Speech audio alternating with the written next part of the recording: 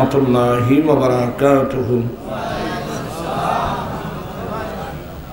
Alhamdulillahi rabbil alamin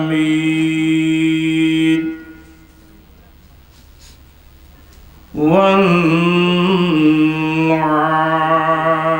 aqibatu lil muttaqin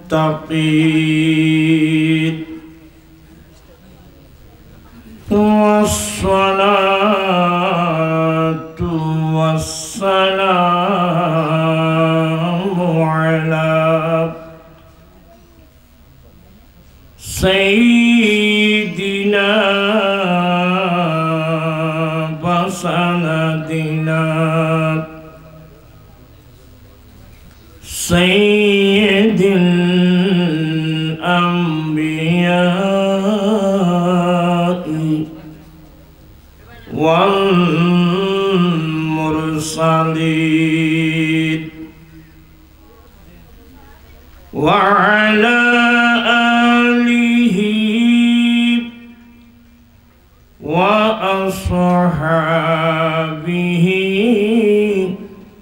ajma'in. Amma ba'du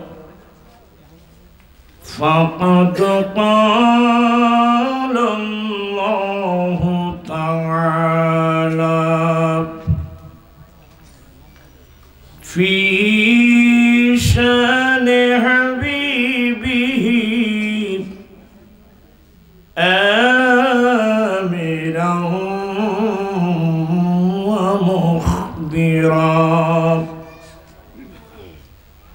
inna Allaha wa malaikatahu yusalluna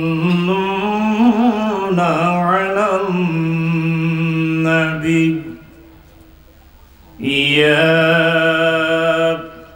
ayyuhalladzina amanu sallu 'alaihi wa sallimu taslima.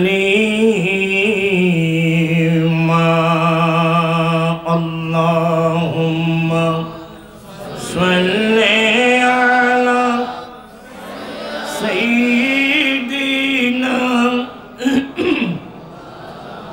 maulana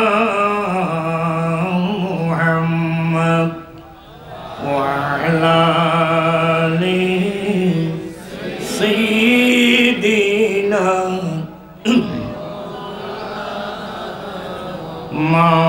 maulana Muhammad. Salatun ya Rasulullah alaikum, salamun ya Habiballah alaikum, wa sallallahu ala nurina ki zusudnu रहा पैदा ज़मीं से हुब्बी साकिने फलक दल इश्क़ व शैदा सलातुन या रसूलल्लाह अलैकुम, सलाम या हबीबल्लाह अलैकुम। अऊज़ु बिल्लाहि मिनश शैतानिर रजीम। बिस्मिल्लाहिर रहमानिर रहीम। यरफ़इल्लाहुल्लज़ीना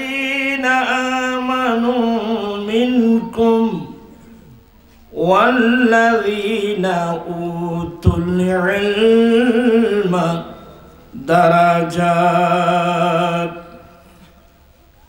صدق الله مولانا العظيم وصدق رسوله النبي الحبيب الكريم ونحن على ذلك لمن الشاهدين والشاكرين والحمد لله رب العالمين ربي صل وسلم وبارك عليه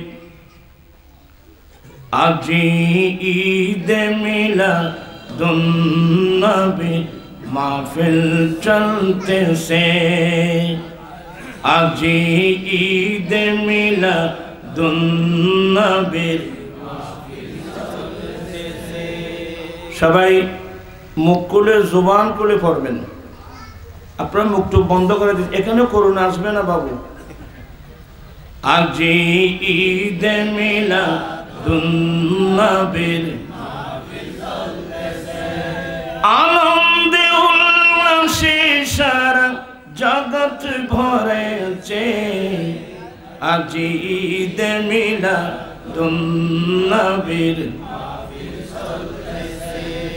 নূরের নবীর নূরি চরণ যেদিন পাই ভুবন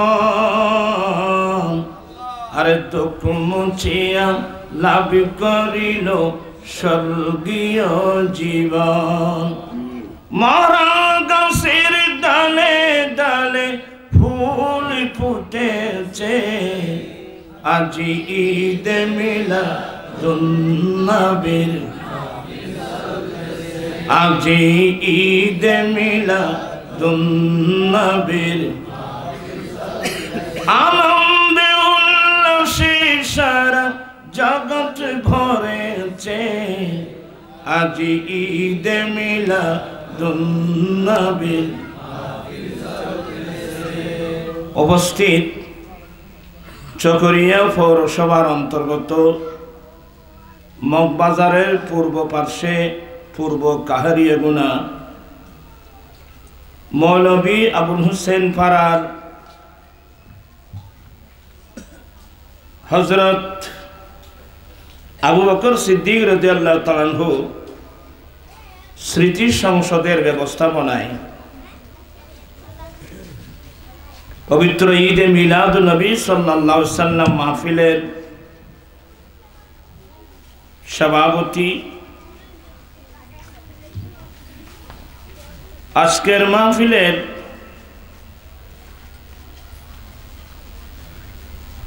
সভাপতি আলহাজ মাওলানা শমসির আহমদ সাহেব মুদ্দাজিল্লু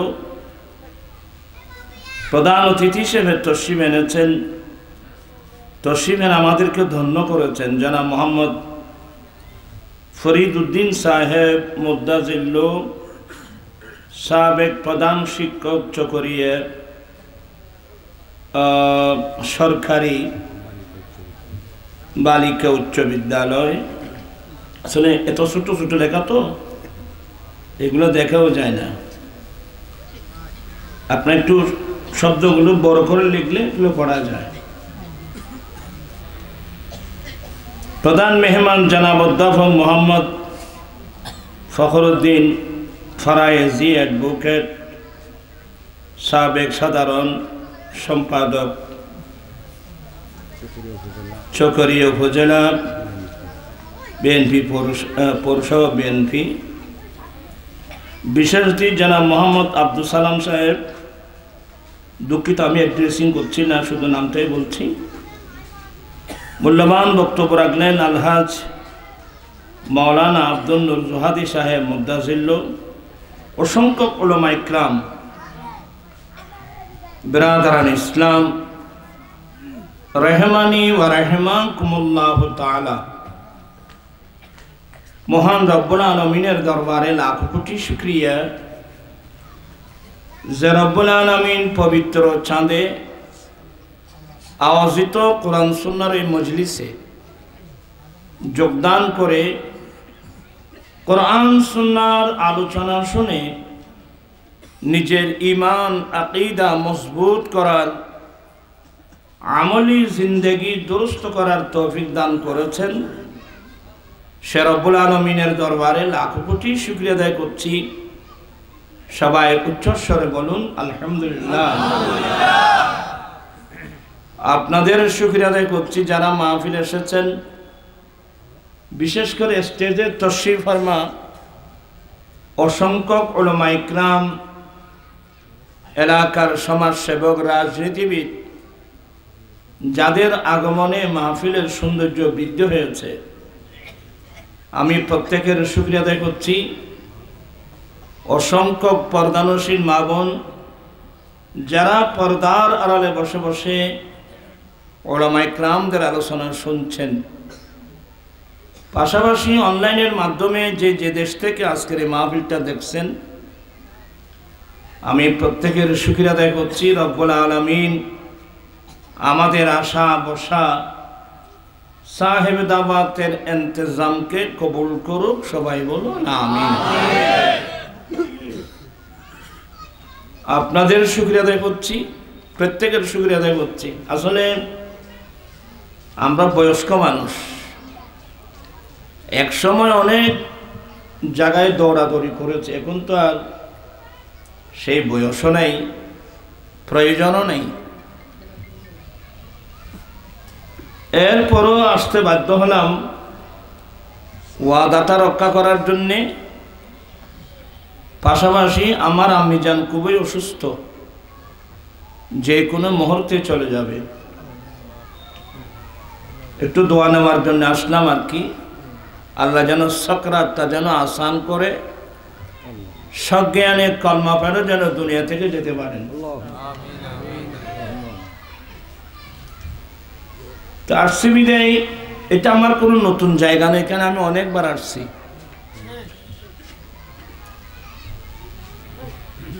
আমি অল্প কথা বলবো। বড় ফিতনা ফাসাদের যুগ। রাসূল পাক সবাই বলুন সাল্লাল্লাহু আলাইহি ওয়াসাল্লাম প্রায় সময় একটা দোয়া করতেন। আপনারাও আমার মুখে মুখে দোয়াটা পড়বেন, শিখে নেবেন। আল্লাহুম্মা ইন্নী আউযু বিকা মিনাল কাসালি ওয়াল হারামি ওয়াসুইল কিবারি ওয়া ফিতনাতিদ দুনিয়া ওয়া আযাবিল কবর। আমার রাসূল এই দোয়াটা করে সব সময় করতেন। এগুলো আমাদের তালিমের জন্য, উম্মতের তালিমের জন্য। আল্লাহ, আমি তোমার কাছে অলসতা থেকে পানা চাচ্ছি। আয় আল্লাহ, আমি বৃদ্ধ বয়সের দুরবস্থা থেকে তোমার কাছে পানা চাচ্ছি। বৃদ্ধ বয়সের দুরবস্থা বুঝেন? এ হাদিসের ব্যাখ্যায় মোল্লা আলী কারি রহমতুল্লাহ আলাইহি বলেন, বৃদ্ধ বয়সের দুরবস্থা যেটার উপর, যে দুরবস্থার কারণে নিজের ছেলেরা পর্যন্ত মা বাবার জন্য মওত কামনা করে। আপনারা আমার কথা বুঝতেছেন? অনেক ছেলে বাবার খেদমত করতে করতে করতে করতে, ডাক্তারের কাছে দৌড়াদৌড়ি করতে করতে এক পর্যায়ে বলে, আমাদের চট্টগ্রামের বাসায় হয়েছে, হয়তো আল্লাহ কিল্লে তোর ননি রে, কি তুই মর আরো মার। নাউজুবিল্লাহ বলবেন না? এগুলো হলো বৃদ্ধ বয়সের দুরবস্থা। সব সময় বৃদ্ধ বয়সের দুরবস্থা থেকে আল্লাহর কাছে পানা চাইবেন। শুধু ছেলেরা না, বৃদ্ধ বয়সের যে দুরবস্থার জন্যে নিজের ওয়াইফ, নিজের ফ্যামিলি, জিমের পরিবার, নিজের ওয়াইফ পর্যন্ত আল্লাহর কাছে আপনার জন্য মওত কামনা করবে। এই দুরবস্থা থেকে আমার রাসূল ফানা চেয়ে আমাদেরকে তালিম দিয়েছেন যে তোমরা আল্লাহর কাছে এগুলো থেকে ফানা চাইবে। ওয়া ফিতনাতিদ দুনিয়া, দুনিয়ার ফিতনা ফাসাদ, দুনিয়ার ফিতনা ফাসাদ থেকে তোমরা আল্লাহর কাছে মানা চাইবে। ও আযাবিল কবর, এবং কবরের আযাব থেকে আল্লাহর কাছে তোমরা ক্ষমা চাইবে। তা আসলে আমরা আসছি 2 দিনের দুনিয়া। এখন আমার বয়স 50, 60, 70, 65 বছর, আমি আর আছি কয়দিন। আমার অনেক ছাত্র কবরস্থানে চলে গেছে, আমার অনেক সঙ্গীরাও তো চলে গেছে, আমিও চলে যাব, আপনিও চলে যাবেন। কয়দিনের দুনিয়া আমাকে বলেন তো? অতএব মনীষীরা বলেন, ভাবিয়া করিও কাজ, করিয়া ভাবিও না। আমি বিনয়ের সাথে বলবো, আমাদের হায়াত প্রায় চলে গেছে। মনে হয় আমরা নিজের জীবনকে আমরা ধোঁকা দিচ্ছি। আল্লাহ রসুল বললেন কি, আমরা করলাম কি? এ 2-4টা কথা বলে আমি আমার বক্তব্য শেষ করব। আপনারা ধৈর্য সহকারে বসবেন, খুব মনোযোগ সহকারে শুনবেন। আমি একটি আয়াতে কারিমা তেলাওয়াত করলাম। আল্লাহ বলেন, ইয়ারফাইল্লাহুল্লাযীনা আমানু মিনকুম ওয়াল্লাযীনা উতুল ইলমা দারাজাত।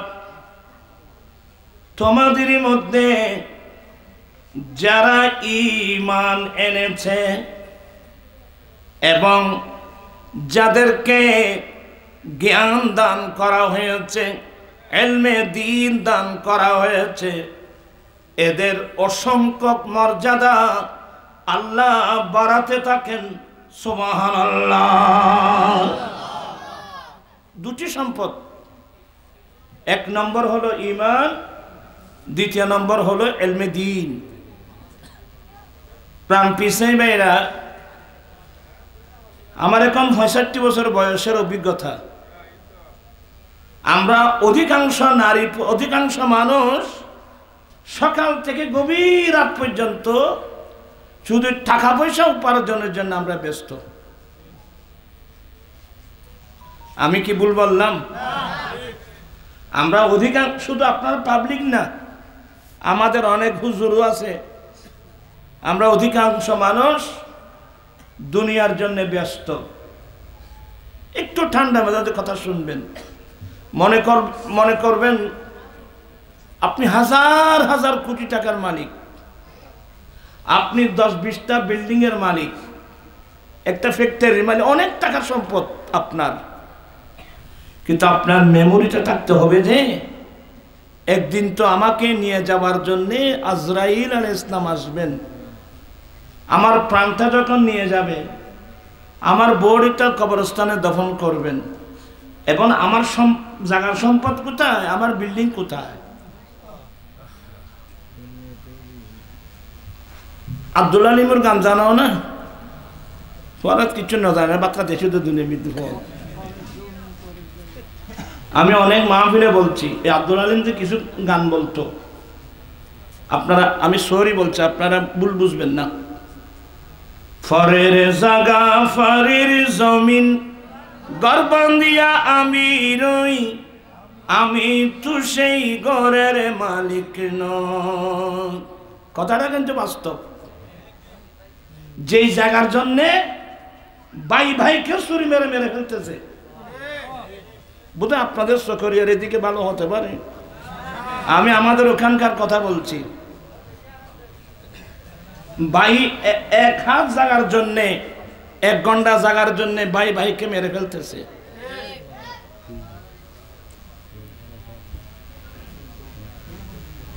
ভাইকে না, ছেলে মাকে গুলি করে মারতেছে। ফটিয়া নাম শুনছেন?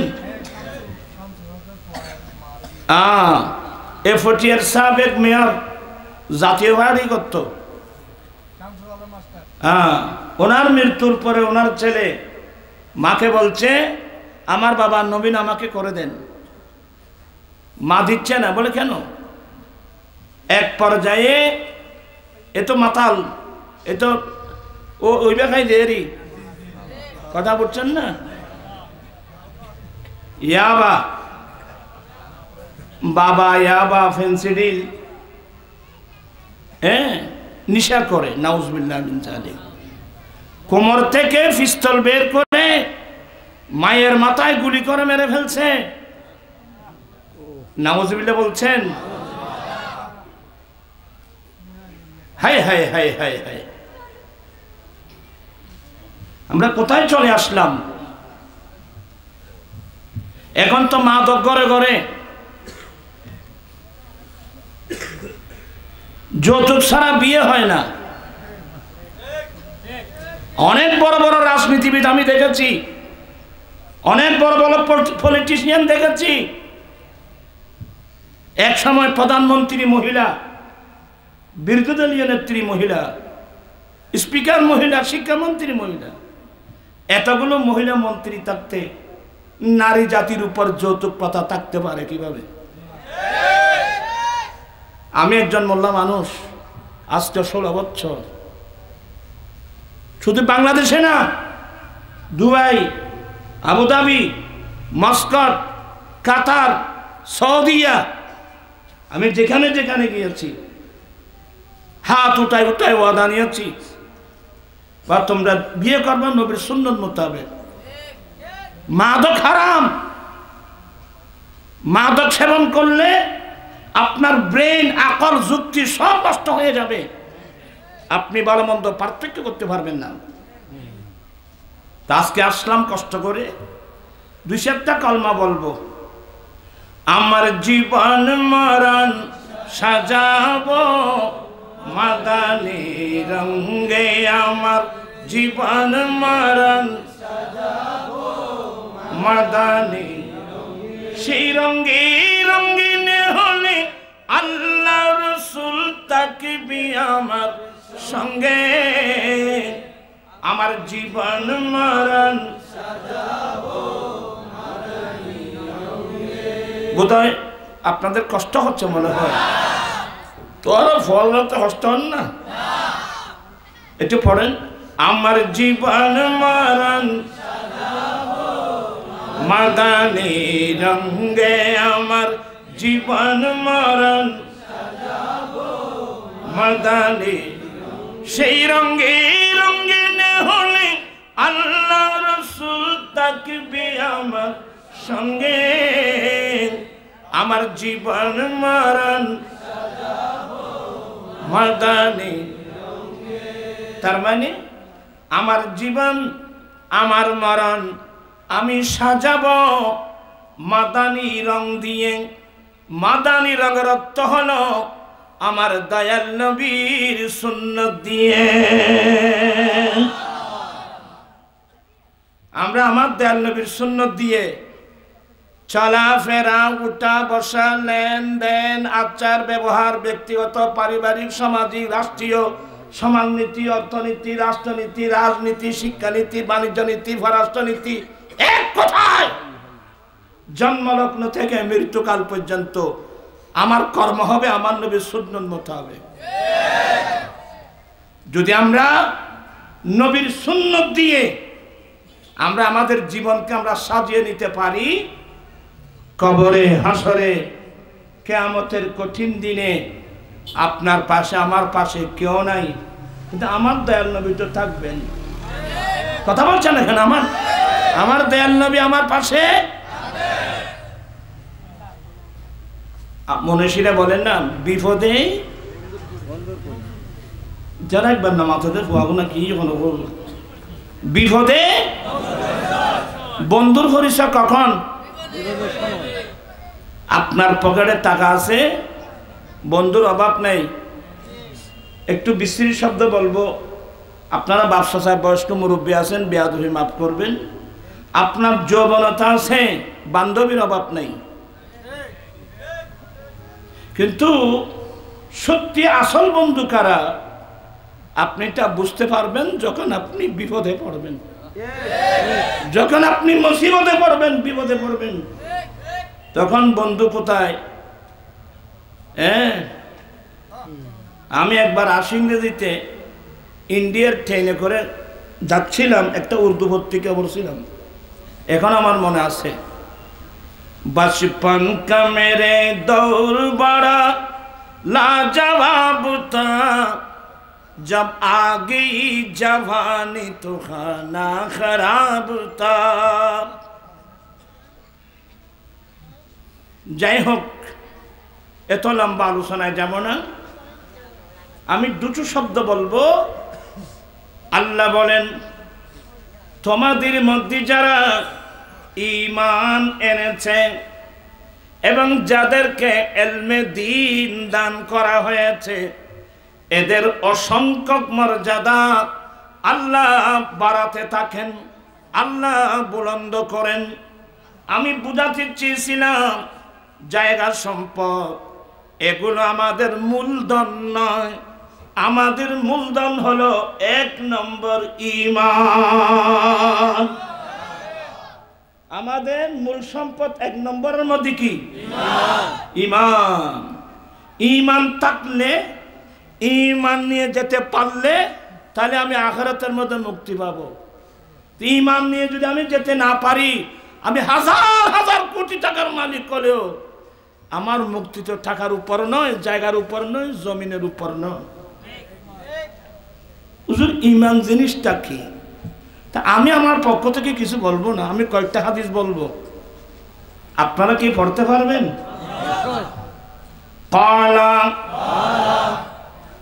এখানে মুরব্বী যারা আছেন ওরা ওদের হিসাবে বসবেন যেভাবে সুবিধা হয়। তোমরা ইয়ং ছেলে যারা, দেখে একটু নামাজের মতো দুজনও হয়ে বসো, একটু কষ্ট দেব, আর আসবো না বাবা। এটা একটা ধর্মীয় প্রশিক্ষণ, এটা আনুষ্ঠানিকতা নয়। আমার মুখে মুখে পড়বেন। ক্বালা রাসূলুল্লাহি সাল্লাল্লাহু আলাইহি ওয়াসাল্লাম, লা ঈমানা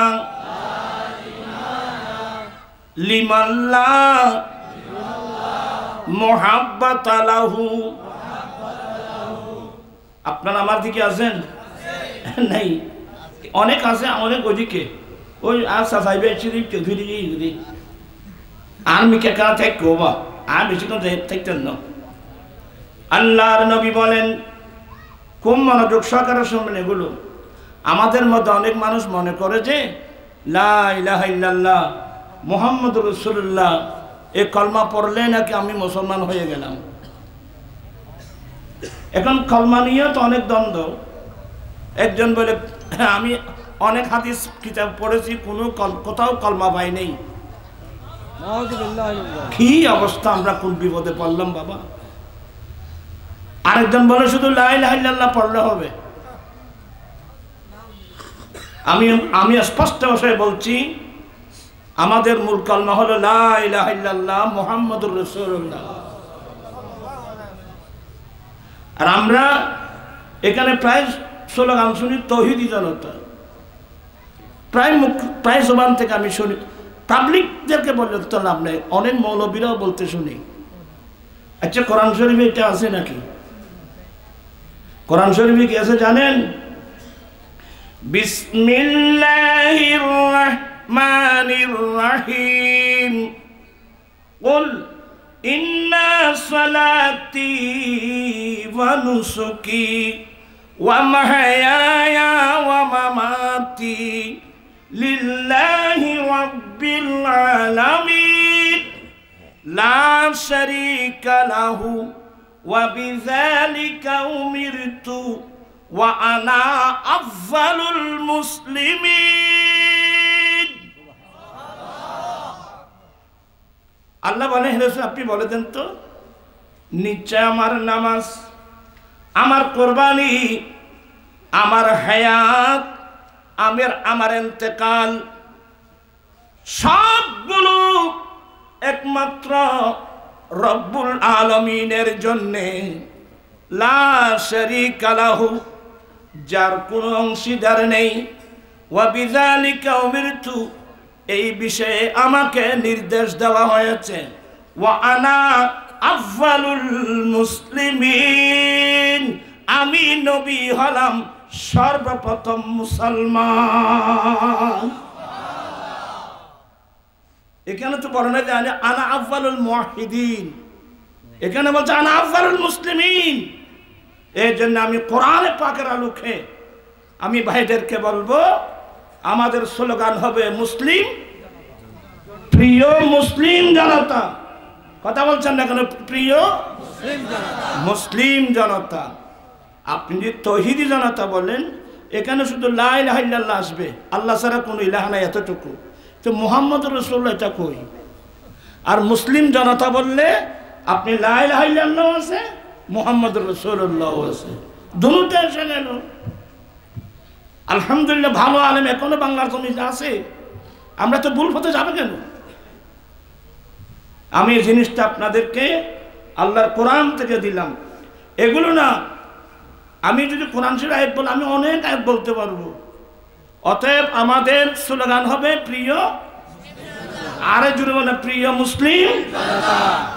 এটা মনে থাকবে তো? আল্লাহ হেদায়েত নসিব করুন।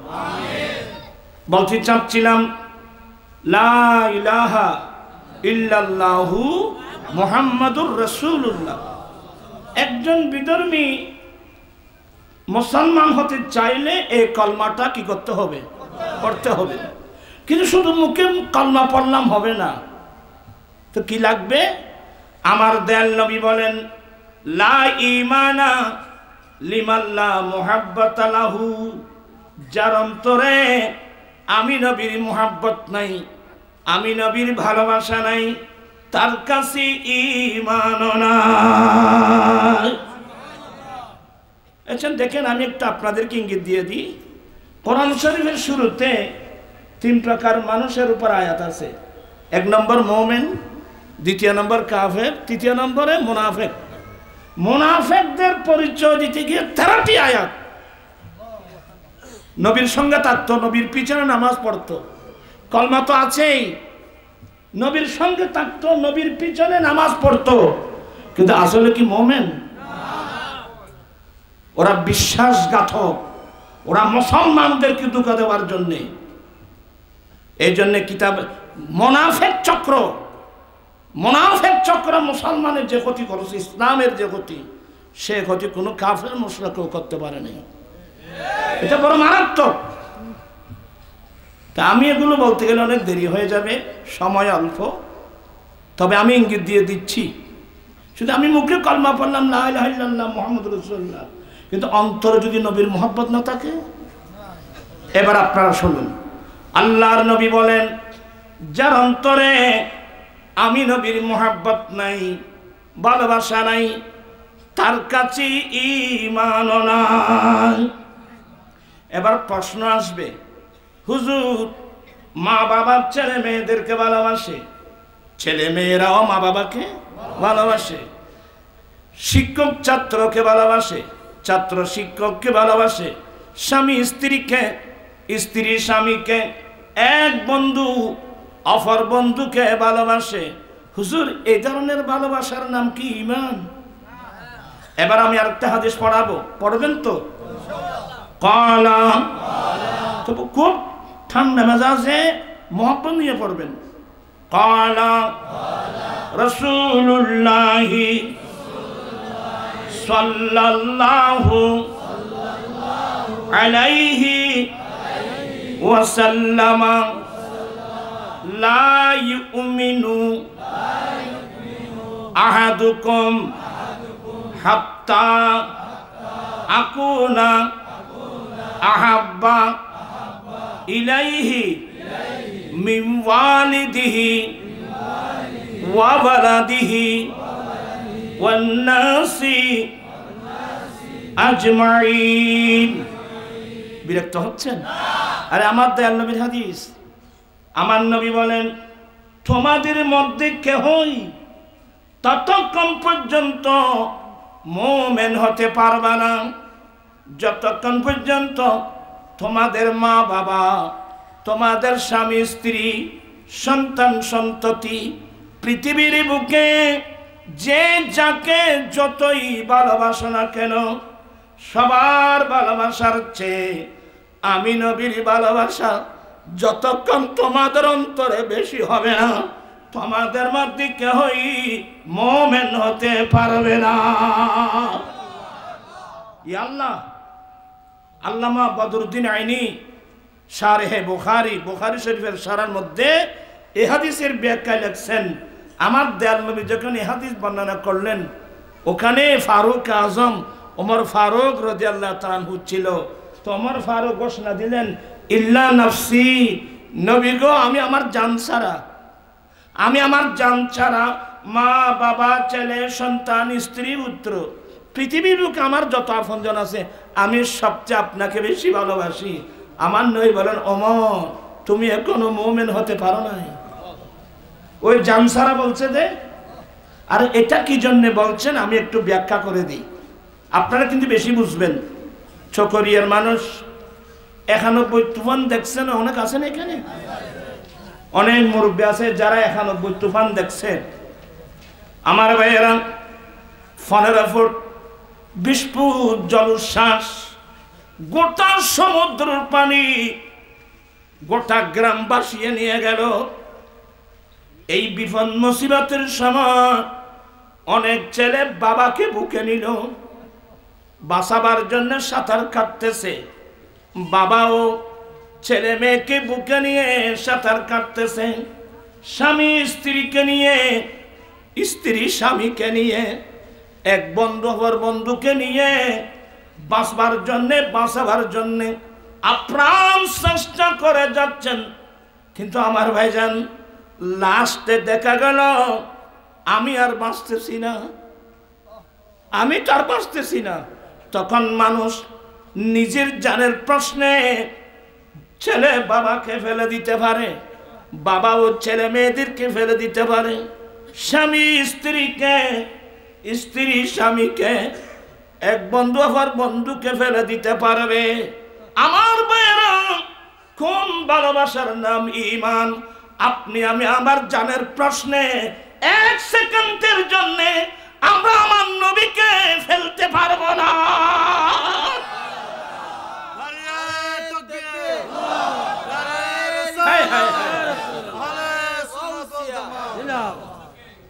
মদিনা আমার জান, মদিনা আমার প্রাণ, মদিনাতে আছে নামক। নবী আমাদের জান না, নবী আমাদের জানের জান। বিসমিল্লাহির রহমানির রহিম। আন-নাবিয়্যু আওলা বিল মুমিনিনা মিন আনফুসিহিম। আল্লাহ বলেন, নবী মুমিন বান্দাদের কাছে তাদের জানের চেয়েও উত্তম। প্রাণপ্রিয় ভাইরা, এই ধরনের যদি ভালোবাসতে পারি, আল্লাহর পক্ষ থেকে কি পুরস্কার আছে জানেন? আপনারা বিরক্ত হচ্ছেন না তো? বিসমিল্লাহির রহমানির রহিম। ওয়ালিল্লাহিল ইজ্জাতু ওয়ালিরাসূলিহি ওয়ালিল মুমিনিন। ইজ্জত সম্মান আল্লাহর জন্য, ইজ্জত সম্মান রাসূলের জন্য, ইজ্জত সম্মান সারা পৃথিবীর মুমিন বান্দাদের জন্য। খুশি না বেজার? কারা কারা খুশি হাত উঠায় বলতে হবে সুবহানাল্লাহ বিহামদিহি, আল্লাহু আকবার। একটু আমার বাস স্লোগান কম দিবেন, আমাকে কথা বলার সুযোগ দেন। তাহলে ইজ্জত সম্মান 1 নম্বর কার জন্য? আল্লাহ। আল্লাহর পরে ইজ্জত সম্মান রাসূলের জন্য, রাসূলের পরে ইজ্জত সম্মান মুমিন মুসলমানের জন্য। আরেকটা শুনুন, বিসমিল্লাহির রহমানির রহিম। লা তাহিনু ওয়া লা তাহজানু ওয়া আনতুমুল আলাউনা ইন কুনতুম মুমিনিন। বান্দা, তোমরা সবার উপরে থাকবা, তোমরা চিন্তিত হবা না, দুঃখিত হবা না, তোমরা সবার উপরে থাকবা। একটি মাত্র কন্ডিশন, সত্যি যদি তোমরা মুমিন হয়ে থাকো। প্রাণপ্রিয় সাহেব ভাইরা, অনেক জ্ঞানী গুণী মানুষ আসছেন, ওই ছেলেদেরকে একটু সরাই দেন। আমি কোরআন শরীফের আয়াত এক জায়গায় রাখলাম,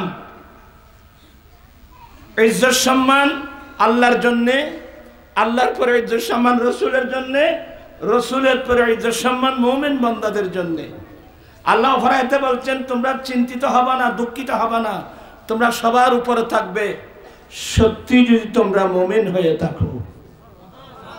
প্রাণপ্রিয় সাহেব এরা চোখের পানি আসবে। আজকে সারা বিশ্বে 200 কোটির উপরে মুসলমান। কথা বলছেন না কেন? 200 কোটির উপরে মুসলমান। তা আমি মুসলমান দিয়ে কি করব? ছোট্ট একটা ফিলিস্তিন আজকে 70 বছর ধরে জালেম ইসরায়েল হাজার হাজার মুসলমান ভাই বোনদেরকে শহীদ করে দিচ্ছে। তো এতগুলো মুসলমান কোথায়? আমি 200 কোটি মুসলমান দিয়ে কি করব? এবার শুনুন, আমি অনেক জায়গায় বলছি, রাষ্ট্রীয় একটা বাজেট আছে। কিসের বাজেট? রাষ্ট্রীয় বাজেট, রাস্তার বাজেট, কালবানের বাজেট, শিক্ষা খাতে, বিভিন্ন খাতে রাষ্ট্রীয় বাজেট আছে না? চাই বলুন, চকরিয়াবাসী ইজ্জতের বাজেট দেয় নেওয়ালাকে, বেইজ্জতির বাজেট দেয় নেওয়ালাকে। পৃথিবীর যত বড় পাওয়ারফুল রাষ্ট্র হোক, আমেরিকায় কি ইজ্জতের বাজেট দিতে পারবে? রাশিয়ায় কি ইজ্জতের বাজেট দিতে পারবে? ইজ্জতের বাজেট, বেইজ্জতির বাজেট। ওয়াতুইজ্জু মান তাশা ওয়া তুযিল্লু মান তাশা। আল্লাহ যাকে চায় তাকে ইজ্জত দেয়, যাকে চায় বেইজ্জত করে। ইজ্জতের বাজেট দেয় না আল্লাহ, বেইজ্জতির বাজেট দেয় না আল্লাহ। আমার প্রশ্ন হলো, ইজ্জতের এই বাজেট গেল কই? আমি দেখতেছি সারা বিশ্বে ইহুদিরা নেতৃত্ব দিচ্ছে, আর মুসলমানরা ইহুদিদের সামসাগিরি করতেছে, বোটঠালিশ আছে, নোটঠালিশ করতেছে। কেন এই অবস্থা? তো ইজ্জতের বাজেট গেল কই? নাউজুবিল্লাহ। আল্লাহ কি মিথ্যা বলছেন? আল্লাহ কি মিথ্যা বলেন? আল্লাহ কি মিথ্যা বলতে পারেন? ওয়ামান আসদাকু মিনাল্লাহি হাদিসা ওয়ামান আসদাকু মিনাল্লাহি কিলা। আল্লাহর চেয়ে বড় সত্যবাদী কি সে আবার কে? হ্যাঁ, আমাদের মধ্যে একদল হুজুর আছে, এদের আকীদা হল আল্লাহ চাইলে মিথ্যা কথা বলিতে পারে। আল্লাহ হেদায়েত নসিব করুক। এই সমস্ত কথা লিখলে আপনি ঈমান নিয়ে মরতে পারবেন না। এটা ইসলাম বিরোধী দর্শন, ইসলাম বিরোধী কথা। আপনারা সবাই শিক্ষিত লোক। আচ্ছা, মিথ্যা বলা কেমন? বালা কাজ না খারাপ কাজ? মুসলমান একজন বিধর্মীর কাছে জিজ্ঞাসা করেন, ভাইয়া মিথ্যা বলা কেমন? হ্যাঁ, মিথ্যা বলা মহাপাপ। সবাই বলবে মিথ্যা বলা মহাপাপ, কিন্তু এরপরও অনেক মানুষ মিথ্যা বলতে চায়। কারা? যারা দেখতেছে আমি বেজে যাচ্ছি, আমি ফেঁসে যাচ্ছি, আমার বাঁচবার কোনো নিরুপায় হয়ে তো মানুষ মিথ্যা বলতে চায়। অনেকে বলেও ফেলে, অনেকে চাইলেও আল্লাহর ভয়ে বলে না। তা আল্লাহ কি আমার মতো নাকি? আল্লাহ মিথ্যা বলতে চাইবে কেন? আল্লাহ কি বেঁধে যাচ্ছে? আল্লাহ কি ফেঁসে যাচ্ছে? আল্লাহ কি আটকা পড়ে যাচ্ছে? আস্তাগফিরুল্লাহ। কোন ধরনের দর্শন দিচ্ছেন আপনারা জাতিকে? কেন মুসলমানের মধ্যে বিভক্তি সৃষ্টি করছেন এই সমস্ত কথা বলে? আল্লাহ চাইলে মিথ্যা বলিতে পারে, কিন্তু বলে না। আল্লাহ চাইলে ওয়াদাও খেলাপ করিতে পারে, কিন্তু এগুলো কি আমাকে বলেন তো? এগুলোর কারণে আজকে মুসলমানের মধ্যে অনৈক্য। আমি কি এটাকে মানতে পারবো? আপনাকে এই কথাগুলো কি মানতে পারবেন? আল্লাহ সবাইকে হেদায়েত নসিব করুক, বুঝার তৌফিক দান করুক। আমার আল্লাহ চির সত্য, আর আমার আল্লাহ না, আমার রাসূল মুফাদি as-সাদিকুল মাসদুক, বড় সত্যবাদী। নবীর জীবনে একটি মিথ্যা বলছে কেউ প্রমাণ করতে পারবে? আরে আইয়ামে জাহেলিয়াতের যুগে আমার নবীর উপাধি আল আমিন। শুধু মুসলমান না, ইহুদিদের সাথে চুক্তি হলো, নাসরাদের সাথে চুক্তি হলো, কোন কালে কোন সময়ে আমার নবী এক সেকেন্ডের জন্য কোন চুক্তির শর্ত কি ভঙ্গ করেছেন? কেউ প্রমাণ করতে পারবে?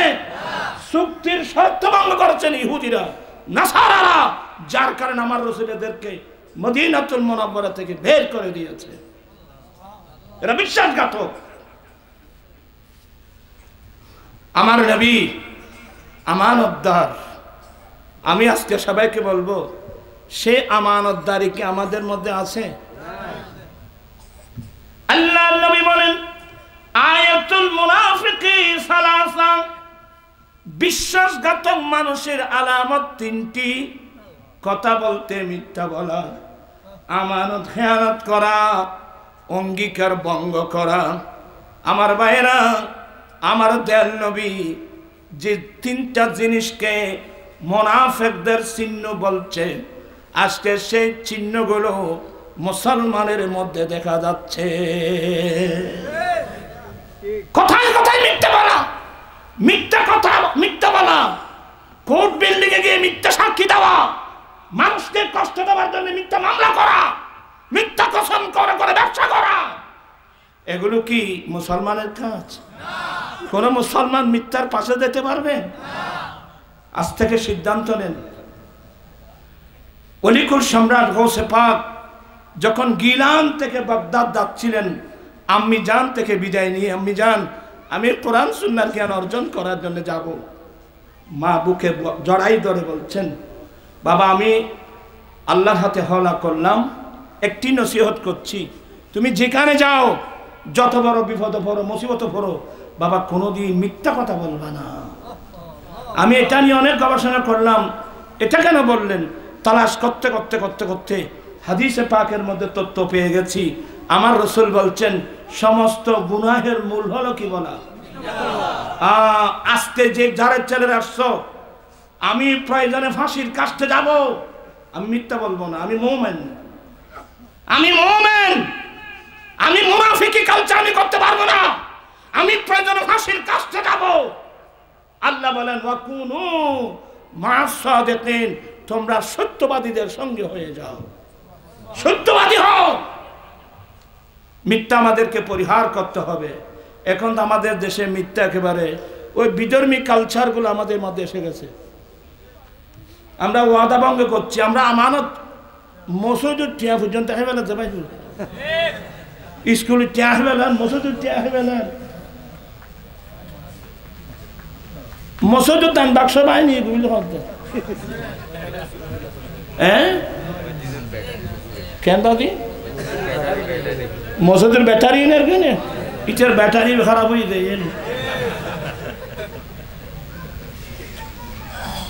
আমি আমার সবাইকে খুব মোহাব্বত করে বলছি, আমরা আজ থেকে মিথ্যা পরিহার করলাম। আমি জীবন গেলে আমি একটা কথা মিথ্যা বলবো না, আমি মিথ্যা সাক্ষী দেব না, আমি কাউকে কষ্ট দেওয়ার জন্য মিথ্যা মামলা করব না, আমি মিথ্যা কসম করে করে আবাদে তোর আর কি হই বালা বালা মানুষ কিরে বা তুই মিশা কথা খোঁজে খোঁজা বাদে আজকে মিশা কথা নকইলি ব্যবসা নয়। মানুষের ইমান কোন পর্যায়ে এসে গেছে দেখেন। এ আমাকে বলতেছে হুজুর মিথ্যা না বললে তো ব্যবসা হয় না। আমি বললাম তোমার ইমান দুর্বল। তোমার এখনো চট্টগ্রাম শহরে এমন কিছু কাপড়ের দোকান আছে, ওখানে লিখে দিয়েছে দরাদরি নাই একদম। ওই দোকানটা চলতেছে না, এই দোকান আরো বেশি চলে, এই দোকানটা আরো বেশি চলতেছে। আমি প্রাসঙ্গিক কিছু যে আলোচনা করে ফেললাম, আমরা মুনাফিক নই, আমরা মুমিন। ঈমান আমাদের ঈমানের উপর থাকতে হবে। ঈমান নিয়ে আমাকে কবরস্থানে যেতে হবে। তাহলে যারা ঈমানদার হলে আপনি কোনোদিন মিথ্যা বলতে পারবেন না, মিথ্যা সাক্ষী দিতে পারবেন না, মিথ্যা মামলা করতে পারবেন না, মিথ্যা কসম করে করে ব্যবসা করতে পারবেন না। আল্লাহ আমাদেরকে সত্যবাদী হওয়ার তৌফিক দান করুন, আমিন বলুন। আপনারা কি বিরক্ত হয়ে গেলেন?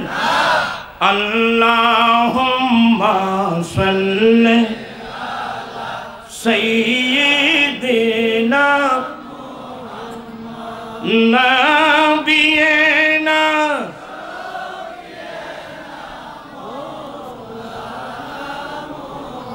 বন জঙ্গলার বাক হরিণে চিনিল দয়াল নবীকে, হরে মানব হয়ে চিনিলি না রে, দুঃখ রইল মনেতে।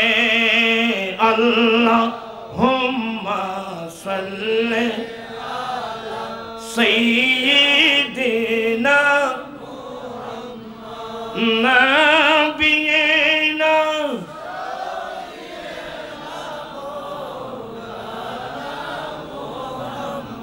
আমার ভাইয়েরা, আমি 3টা হাদিস বর্ণনা করেছি, এবার আরেকটা শুনুন। একজন নবীর সাহাবা নবীর কাছে প্রশ্ন করলেন, মাতা সাআ ইয়া রাসূলুল্লাহ, নবী গো কিয়ামত কখন হবে? আপনাদের ধ্যান কি আমার দিকে আছে? মাতা সাআ ইয়া রাসূলুল্লাহ, নবী গো কিয়ামত কখন হবে? আমার নবী জিজ্ঞেস করলেন, মা আদাত্তা লাহা, ও আমার সাহাবা, কিয়ামত তো কঠিন দিন, এমন কঠোর দিন, এমন কঠিন দিন এর আগে আর আসে নাই, এর পরে আর আসবে না।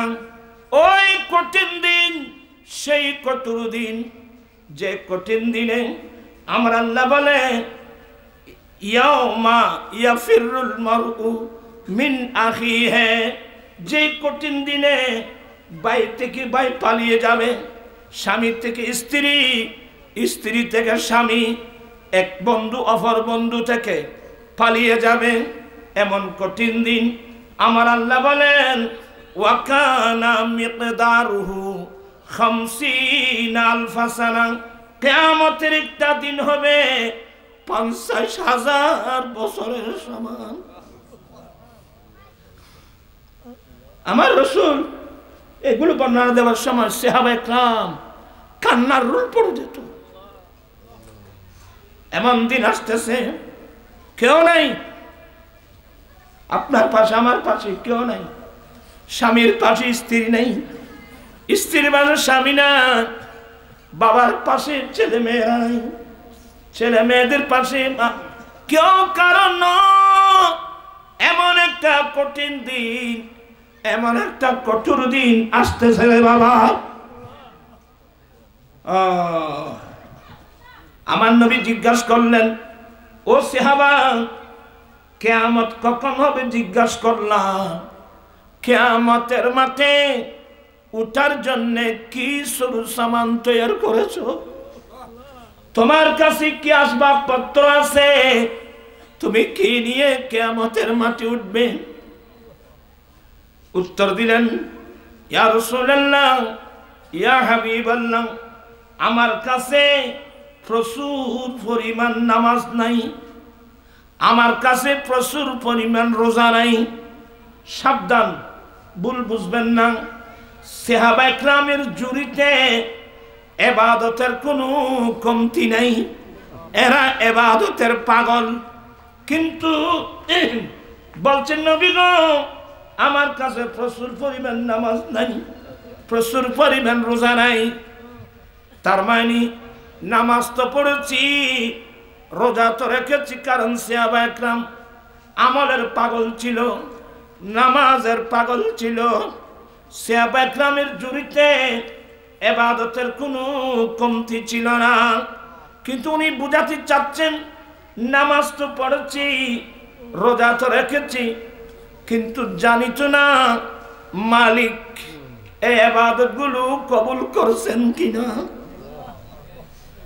আমার আশ্চর্য লাগে যখন হাদিস শরীফ পড়তে যাই, খলিফাতুল মুসলিমিন ওমর ফারুক রাদিয়াল্লাহু তাআলা ঈদের দিন, যে ঈদের দিন মুসলিম বিশ্বের মধ্যে আনন্দের জোয়ার, আমাদের টেলিভিশন গান লাগাই দেয়, রমজানেরই রোজার শেষে এলো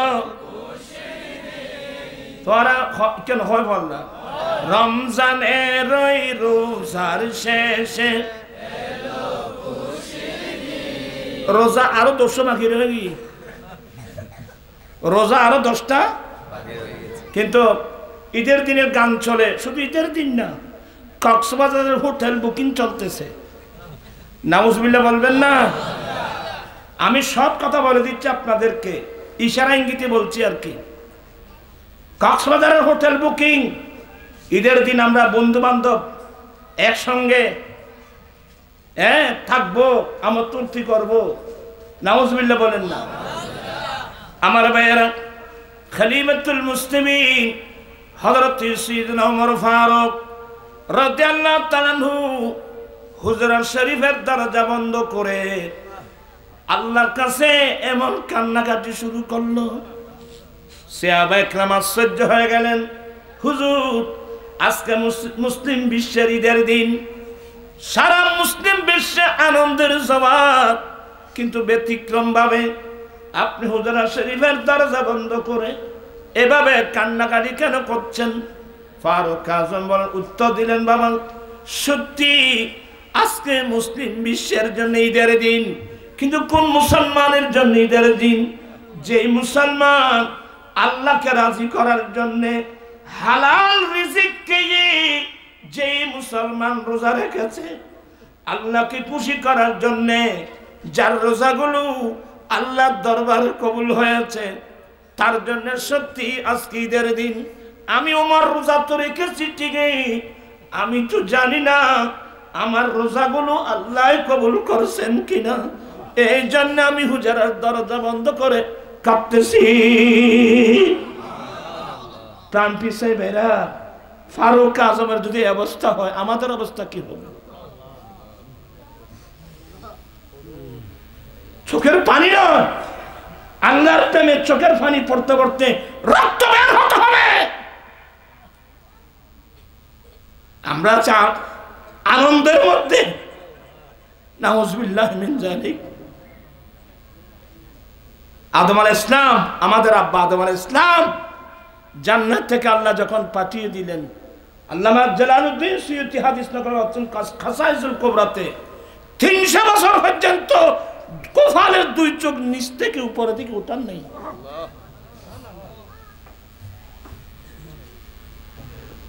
তো যাই হোক দেরি হয়ে যাচ্ছে আপনাদের কষ্ট হবে আমার ভাইয়েরা বুঝাতে চেয়েছিলাম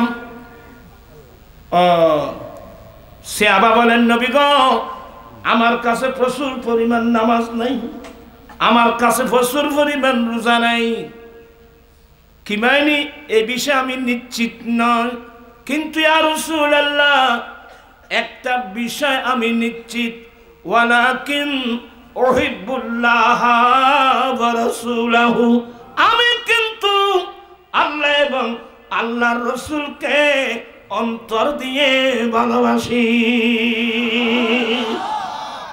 এখানে কোনো ত্রুটি নাই আমার নবী ঘোষণা দিলেন আল মারউ মা মান আহাব্বা যে যাকে ভালোবাসে তার সঙ্গে তার হাসর হবে ও আমার সক্রিয়বাসী ভাইরা নবীর সঙ্গে আমাদের হাসর হোক আমরা চাই কি চাই না দুই হাত উঠাই বলতে হবে আমরা চাই কি চাই না আল্লাহু আকবার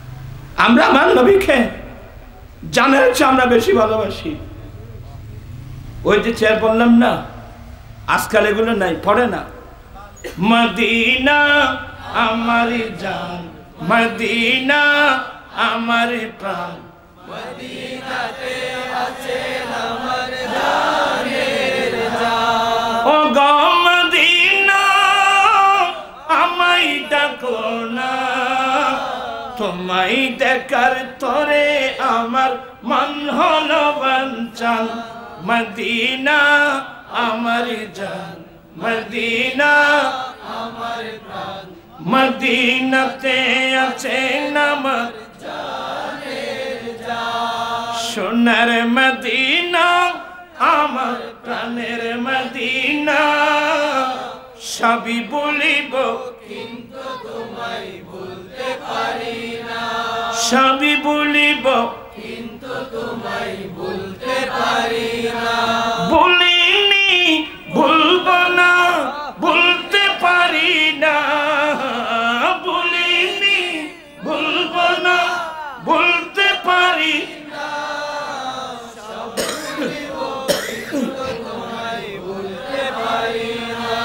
সোনার মদিনা আমার প্রাণের মদিনা সবই বলিব কিন্তু তোমায় বলতে পারি না ইয়াসরিব নামে তুমি চিনে অলক্ষণের দেশ বড়ই মারাত্মক যে ছিল তোমার পরিবেশ ইয়াসরিব নামে তুমি ছিলে অলক্ষণের দেশ বড়ই মারাত্মক যে ছিল তোমার পরিবেশ আরে নবীর দোয়া হয়ে গেছো সোনার মদিনা নবীর দোয়া হয়ে গেছো সোনার মদিনা সবই বলিব কিন্তু তোমায় বলতে পারি না সোনার